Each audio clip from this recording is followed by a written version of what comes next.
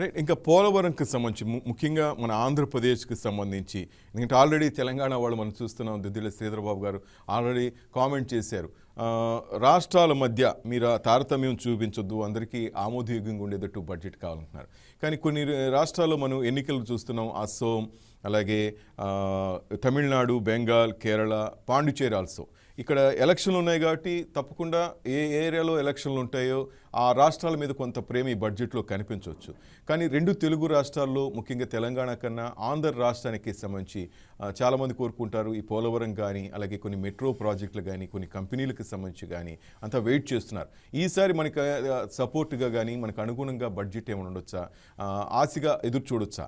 ఖచ్చితంగా అండి. ఎందుకంటే ఆంధ్రప్రదేశ్ యొక్క సంఖ్యాబలం మీద కేంద్ర ప్రభుత్వం ఆధారపడి ఉన్నది కాబట్టి ఖచ్చితంగా కేంద్రం యొక్క దేశంలో రెండో అతిపెద్ద నది అయినటువంటి గోదావరి మీద నిర్మాణం ఈ పోలవరం ప్రాజెక్టు.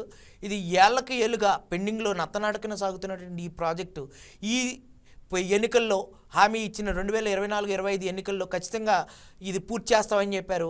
ఆ రకంగానే 1893 కోట్ల రూపాయలు పోలవరం ప్రాజెక్టుకి ఆంధ్రప్రదేశ్కి కేటాయించడం జరిగింది.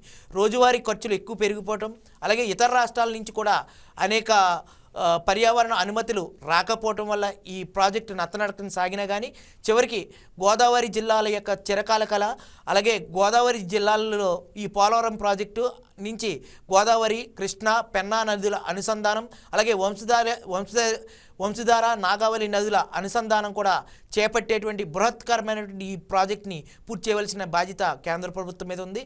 ఇది దేశంలో రెండో అతిపెద్ద ప్రాజెక్టు, అలాగే రెండో అతిపెద్ద నది మీద జాతికి అంకితం కూడా చేశారు. ఇది జాతీయ ప్రాజెక్టుగా పేరొందింది కాబట్టి ఈ బడ్జెట్లో ఈ నిర్మాణం చేపట్టడానికి అనుగుణమైనటువంటి నిధులు కూడా రాబట్టడానికి ఆంధ్రప్రదేశ్ ప్రయత్నం చేస్తూ ఉంది. Please subscribe to YK TV network. Please subscribe to YK TV. Please watch YK News. Don't forget to subscribe YK News channel.